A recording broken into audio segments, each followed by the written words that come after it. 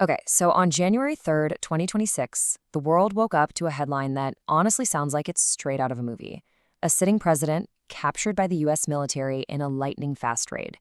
We're going to get right into this incredible event, break down exactly what happened, how we got to that point, and, what this all even means. And this is how the world found out. At 5:21 in the morning, Venezuelan time.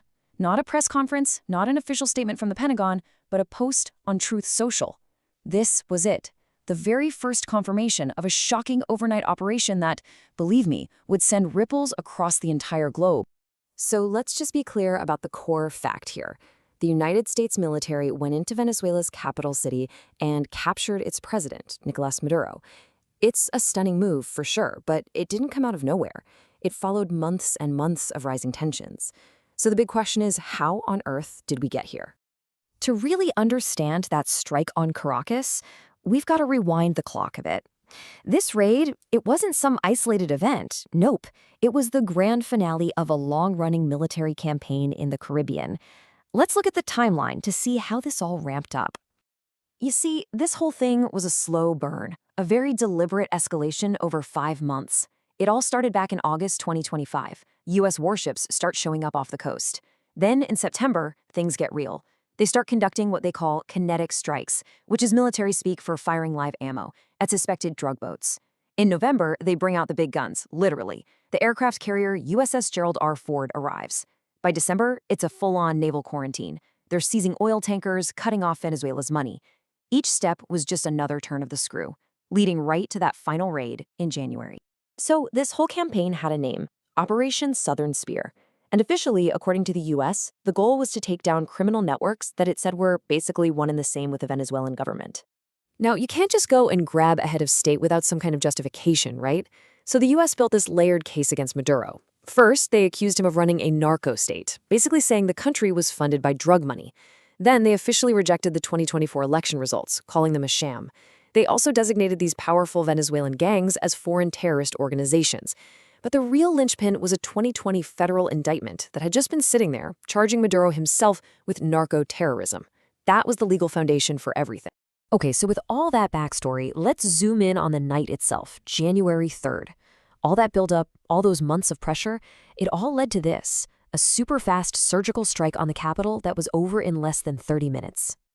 And it went down like clockwork. At 2 in the morning, airstrikes hit, sowing chaos and confusion. The goal there was to completely paralyze Venezuela's ability to fight back. Once all the command centers were dark, in went America's most elite unit, the Delta Force. Their one and only target, Nicolas Maduro. Just minutes later, he and his wife were in U.S. custody. Mission accomplished. And you can see just how precise this was. They weren't just hitting random buildings. Every target was chosen to completely decapitate the Venezuelan state.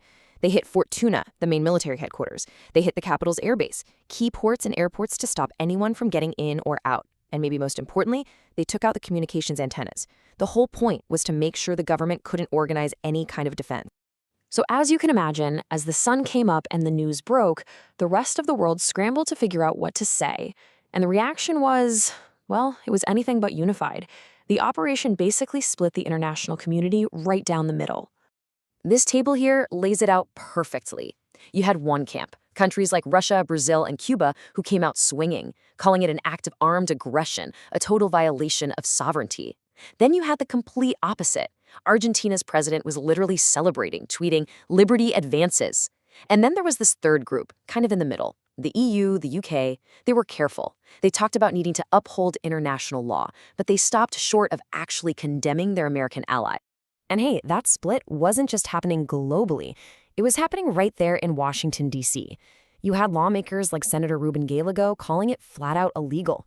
Others said there was no national interest to justify starting a war. But on the other side, you had Vice President J.D. Vance calling it a truly impressive operation, and Senator Mike Lee arguing it was totally within the president's power to protect the country. So, Maduro's captured. The world is arguing. But the operation itself left behind some massive questions. I'm talking about justice, the precedent this sets, and maybe the most urgent problem of all. Who's actually in charge of Venezuela now? For Maduro and his wife, well, their future is pretty clear. They were put on a plane and flown straight to the U.S. to face the American justice system. They're now set to stand trial in New York on those narco-terrorism charges. But get this, here is a piece of history that is just, it's wild. Maduro was captured on January 3rd, 2026. That is the exact same date, 36 years to the day, that the Panamanian dictator Manuel Noriega surrendered to U.S. forces back in 1990. And just like Maduro, Noriega was flown to the U.S. to face drug charges. The parallel is absolutely uncanny. And that leads us to the most immediate, pressing question on the ground in Venezuela. With Maduro gone, there's this huge power vacuum. So who fills it? Who can actually lead the country now? Right now, it looks like there are two main camps. You've got the opposition leaders, Maria Corina Machado and Edmundo Gonzalez, who a lot of people around the world believe actually won the last election. But then you also have some really powerful figures from inside Maduro's own regime, like Diosdado Cabello and the Vice President Delcy Rodriguez. And you can bet they aren't going to give up power without a fight. A struggle for control feels pretty much guaranteed. So we're left with this huge, fundamental question. Was this a good thing, the necessary removal of a dangerous dictator? Or was it a reckless move that just set a dangerous new precedent for the whole world? The worry is that now, any powerful country might feel like it has a green light to just go in and remove any leader it doesn't like, throwing the whole idea of international law out the window. Was this a one-time act of justice, or did the rules of the game for the entire planet just change?